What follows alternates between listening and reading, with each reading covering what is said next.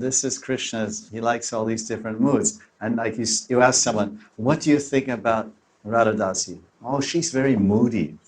Sometimes she's happy, sometimes she's woo. Then, what do you think about, Vishakadasi? Oh, she's very joyful. She's always laughing, and I don't know why she's laughing, but she seems to be a pretty happy soul. Yeah. Well, what about? So we can. Oh, she's very quiet. You don't really know what's on her mind. She's very, very. So Krishna has all kinds of girlfriends with all these kinds of moods, like we see in this world, and they're named Lalita, Vishaka, and then the Rupa Goswami is analyzed with all the exact Sanskrit words. This is, she's Bhamya, she's Dakshin, she's Bhamya Mridu, she's Bhamya Ati Bhamya, she's Bhamya Prakar. Like some ladies are contrary, they give you a hard time.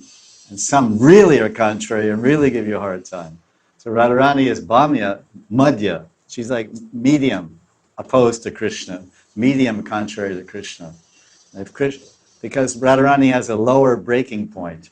She has a much lower breaking point than Lalita. So Krishna, no, I'm not going to speak to you. I'm in man. I'm sulking. I'm in love sulk. I'm angry with you. Showed up at sunrise, all bites and kisses, everything. I know what you want with someone. So then, but gradually, not within a short time, Radharani will probably surrender and give up her man. It's okay, let's dance. But Lalita is very difficult, like an impenetrable fortress of man, impenetrable fortress of opposition.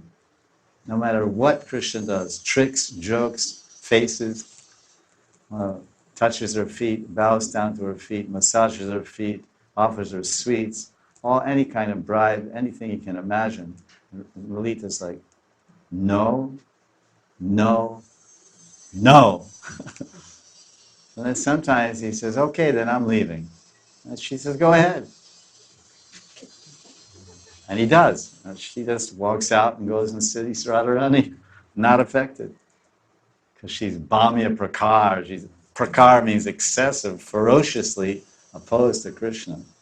And that's why Lalita Sakhi, is a teacher of Man to Radharani.